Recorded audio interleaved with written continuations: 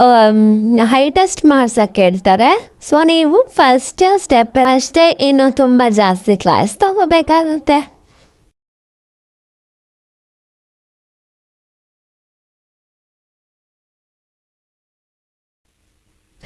Hi, hello, ನಮಸ್ತೆ ಎಲ್ಲರಿಗೂ. ನಾನು ಚರಿತಾ. ನಾನು ಚೆನ್ನಾಗಿದ್ದೀನಿ, ನೀವೆಲ್ಲರೂ ಚೆನ್ನಾಗಿದ್ದೀರಾ ಅಂತ ಭಾವಿಸ್ತಾ ಈ ವಿಡಿಯೋನ ಶುರು ಮಾಡ್ತಾ ಇದ್ದೀನಿ.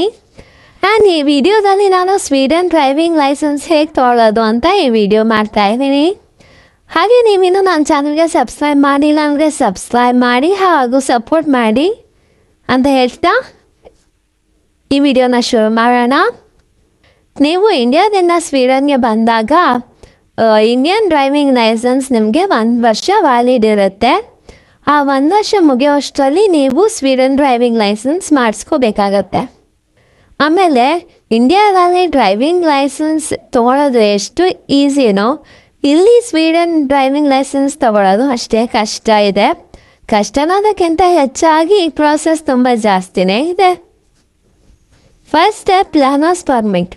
ನೀವು ಫಸ್ಟ್ ಏನು ಮಾಡಬೇಕು ಅಂತ ಅಂದರೆ, ನೀವು ಮೊದಲು ಹೋಗ್ಬಿಟ್ಟು ಡ್ರೈವಿಂಗ್ ಸ್ಕೂಲ್ಗೆ ಹೋಗಿ ವಿಚಾರಿಸ್ಬೇಕು. ಅಲ್ಲಿ ಫಸ್ಟು ನಿಮಗೆ ಹೈ ಟೆಸ್ಟ್ ಮಾಡ್ಸೋಕ್ಕೆ ಹೇಳ್ತಾರೆ. ಸೊ ನೀವು ಫಸ್ಟ್ ಸ್ಟೆಪ್ಪೇ ನೀವು ಐ ಟೆಸ್ಟ್ ಮಾಡಿಸ್ಬೇಕು. ನೀವು ಯಾವುದಾದ್ರೂ ಐ ಆಪ್ಟಿಕಲ್ಸ್ ಹತ್ರ ಹೋಗ್ಬಿಟ್ಟು ಐ ಟೆಸ್ಟ್ ಮಾಡಿಸ್ಬೇಕಾಗತ್ತೆ. ಐ ಟೆಸ್ಟ್ ಮಾಡಿಸಿದ ರಿಪೋರ್ಟ್ನ ಅವರು ನಿಮಗೆ ಡ್ರೈವಿಂಗ್ ಸ್ಕೂಲ್ಗೆ ಸಬ್ಮಿಟ್ ಮಾಡ್ತಾರೆ. ಸೊ ಡ್ರೈವಿಂಗ್ ಸ್ಕೂಲ್ ಅವರು ನಿಮಗೇ ಮನೆಗೇ ಲರ್ನರ್ಸ್ ಪರ್ಮಿಟ್ನ ಕಳಿಸ್ತಾರೆ. ಸೊ ಅದು ನಿಮಗೆ 5 ಇಯರ್ಸ್ವರೆಗೂ ನಿಮಗೆ ಅದು ವ್ಯಾಲಿಡ್ ಇರುತ್ತೆ. Second step risk 1 and risk 2 training. ನೀವು ನಿಮ್ಮ ಡ್ರೈವಿಂಗ್ ಸ್ಕೂಲ್ ಹತ್ತಿರ ರಿಸ್ಕ್ 1 ಮತ್ತು ರಿಸ್ಕ್ 2 ಟ್ರೈನಿಂಗ್ಗೆ ಆದಷ್ಟು ಬೇಗ ಅಪಾಯಿಂಟ್ಮೆಂಟ್ ತೊಗೊಳ್ಳಿ. ಆ್ಯಂಡ್ ಇದಕ್ಕೆ ಎಷ್ಟಾಗುತ್ತೆ ಅಂತ ಅಂದರೆ 2500ರಿಂದ 3000 ಒಳಗಡೆ ಆಗುತ್ತೆ. ರಿಸ್ಕ್ 1 ಅಂತ ಅಂದರೆ ಡ್ರಗ್ಸ್, ಆಲ್ಕೋಹಾಲ್, ಸ್ಟ್ರೆಸ್ಸಿಂದ ಗಾಡಿ ಓಡಿಸಿದ್ರೆ ಏನಾಗುತ್ತೆ ಅಂತ ಹೇಳ್ತಾರೆ. ಇದು ನಿಮಗೆ 3 hours ಕ್ಲಾಸ್ ಇರುತ್ತೆ. ಆ್ಯಂಡ್ ಏನಂತ ಅಂದರೆ ಇದು ನಿಮಗೆ ಸ್ವೀಡಿಷ್ ಲ್ಯಾಂಗ್ವೇಜಲ್ಲೇ ಇರುತ್ತೆ. ರಿಸ್ಕ್ 2 ಅಲ್ಲಿ ನಿಮಗೆ ಪ್ರಾಕ್ಟಿಕಲ್ ಟ್ರೈನಿಂಗ್ ಇರುತ್ತೆ. ಇದರಲ್ಲಿ ಏನು ಹೇಳ್ಕೊಡ್ತಾರೆ ಅಂತಂದರೆ, ನಿಮ್ಮ ಐಸ್ ರೋಡಲ್ಲಿ ತುಂಬ ಐಸ್ ಇದ್ದಾಗ, ಆಮೇಲೆ ನೀವು ತುಂಬ ಸ್ಪೀಡಲ್ಲಿ ಗಾಡಿ ಓಡಿಸಿದಾಗ ಸಡನ್ನಾಗಿ ಬ್ರೇಕ್ ಹಿಡಿದ್ರೆ ಹೇಗೆ ಓಡಿಸೋದು ಅನ್ನೋದನ್ನು ರಿಸ್ಕ್ 2 ಅಲ್ಲಿ ಹೇಳ್ಕೊಡ್ತಾರೆ. ಈ ಟ್ರೈನಿಂಗ್ ಆದಮೇಲೆ ನಮಗೆ ಸರ್ಟಿಫಿಕೇಟ್ ಕೊಡ್ತಾರೆ. ಮತ್ತು ಇದು ನಿಮಗೆ 5 ವರ್ಷದವರೆಗೂ ವ್ಯಾಲಿಡ್ ಇರುತ್ತೆ. Step 3 theory exam. ಥರ ಇದ್ದಾಗೆ ಇದಕ್ಕೆ ತುಂಬ ತಯಾರಿನೇ ಬೇಕು. ಥಿಯರಿ ಎಕ್ಸಾಮಲ್ಲಿ ನಿಮಗೆ 65 ಕ್ವಶನ್ಸ್ ಇರುತ್ತೆ. ಹಾಗೂ ಪಾಸ್ ಆಗೋದಕ್ಕೆ 52 ಮಾರ್ಕ್ಸ್ ಬರಬೇಕು. ಆದರೆ ನಿಮ್ಮ ತಯಾರಿ ಚೆನ್ನಾಗಿದ್ದರೆ 1 ಅಥವಾ 2 ಸಲದಲ್ಲೇ ಪಾಸ್ ಆಗ್ಬೋದು. 1 ಸಲಕ್ಕೆ 325 ಎಸಿಕೆ ಆಗುತ್ತೆ. ಥಿಯರಿ ಪಾಸ್ ಆದ 4 ತಿಂಗಳೊಳಗಡೆ ನೀವು ಪ್ರಾಕ್ಟಿಕಲ್ ಎಕ್ಸಾಮ್ ಕೂಡ ತಗೋಬೇಕಾಗತ್ತೆ. ಇಲ್ಲ ಅಂದರೆ ಮತ್ತೆ ನೀವು ಥಿಯರಿ ಎಕ್ಸಾಮ್ ಮತ್ತೆ ತಗೋಬೇಕು. Step 4 practical exam.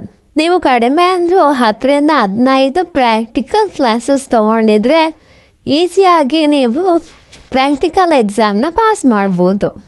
1 ಕ್ಲಾಸ್ಗೆ 800ರಿಂದ 900 ಎಸಿಕೆ ಆಗುತ್ತೆ. 1 ಕ್ಲಾಸ್ 50 ನಿಮಿಷ ಇರುತ್ತೆ. ಹಾಗೂ ನಿಮ್ಮ ಡ್ರೈವಿಂಗ್ ಕ್ಲಾಸ್ ಟೀಚರ್ ಏನು ಹೇಳ್ಕೊತಾರೆ ಅದನ್ನಂತೂ ಖಂಡಿತವಾಗ್ಲೂ ನಿಯತ್ತಾಗಿ ಕಲಿಬೇಕು. ಸಕಲ ಮಾಡಬೇಡಿ. ಮಾಡಿದರೆ ಅಷ್ಟೇ ಇನ್ನು ತುಂಬ ಜಾಸ್ತಿ ಕ್ಲಾಸ್ ತಗೋಬೇಕಾಗುತ್ತೆ. ನಿಮ್ಮ ಡ್ರೈವಿಂಗ್ ಸ್ಕೂಲ್ ನಿಮಗೆ ಪ್ರಾಕ್ಟಿಕಲ್ ಎಕ್ಸಾಮ್ಗೆ ಅವರೇ ಬುಕ್ ಮಾಡಿ ಕೊಡ್ತಾರೆ. ಅದಕ್ಕೂ ಡ್ರೈವಿಂಗ್ ಸ್ಕೂಲ್ ಅವರು ನಿಮಗೆ ಚಾರ್ಜ್ ಮಾಡ್ತಾರೆ. ನೀವು ಎಕ್ಸಾಮಲ್ಲಿ ಪಾಸ್ ಅಥವಾ ಫೇಲ್ ಏನೇ ಆದರೂ ರಿಸಲ್ಟ್ನ ಆವಾಗಲೇ ಹೇಳ್ತಾರೆ. ನೀವು ಪಾಸ್ ಆದರೆ ನಿಮ್ಮ ಡ್ರೈವಿಂಗ್ ಲೈಸೆನ್ಸ್ ನಿಮ್ಮ ಮನೆಗೆ 1 ವಾರದಲ್ಲಿ, ಇಲ್ಲ ಅಂತಂದರೆ 10 ದಿನದಲ್ಲೇ ನಿಮ್ಮ ಮನೆಗೆ ಬರುತ್ತೆ. ಒಂದು ವೇಳೆ ನೀವು ಎಕ್ಸಾಮಲ್ಲಿ ಫೇಲ್ ಆದರೆ ನೀವು ಮತ್ತೆ ಡ್ರೈವಿಂಗ್ ಕ್ಲಾಸ್ನ ಬುಕ್ ಮಾಡಿ ನೀವು ಮತ್ತೆ ಅಭ್ಯಾಸ ಮಾಡಬೇಕಾಗತ್ತೆ. ನಿಮ್ಮ ಕಾನ್ಫಿಡೆನ್ಸ್ ಅನುಸಾರ ಎಕ್ಸಾಮ್ ಬುಕ್ ಮಾಡಿ. ಸೋತರೆ ದುಃಖಿಸಬೇಡಿ, ಇವತ್ತಲ್ಲ ನಾಳೆ ನೀವು ಪಾಸ್ ಆಗ್ತೀರಾ. ನಿಮ್ಮ ಡ್ರೈವಿಂಗ್ ಲೈಸೆನ್ಸ್ ಇನ್ನೂ 10 ವರ್ಷಗಳ ಕಾಲ ವ್ಯಾಲಿಡ್ ಇರುತ್ತೆ. ಹೀಗಿದೆ ಸ್ವೀಡನ್ನ ಡ್ರೈವಿಂಗ್ ಲೈಸೆನ್ಸ್ ಪ್ರೋಸೆಸ್. ಈ ವಿಡಿಯೋದಿಂದ ನಿಮಗೆ ಸ್ವಲ್ಪ ಇನ್ಫಾರ್ಮೇಷನ್ ಸಿಕ್ತು ಅಂತ ಅಂದ್ಕೊತೀನಿ. ಈ ವಿಡಿಯೋ ಇಷ್ಟ ಆಗಿದ್ರೆ ಲೈಕ್ ಮಾಡಿ, ಶೇರ್ ಮಾಡಿ ಹಾಗೂ ಸಬ್ಸ್ಕ್ರೈಬ್ ಮಾಡೋದನ್ನು ಮರಿಬೇಡಿ. ಧನ್ಯವಾದಗಳು. ಬಾಯ್, ನೆಕ್ಸ್ಟ್ ವಿಡಿಯೋದಲ್ಲಿ ಸಿಗೋಣ.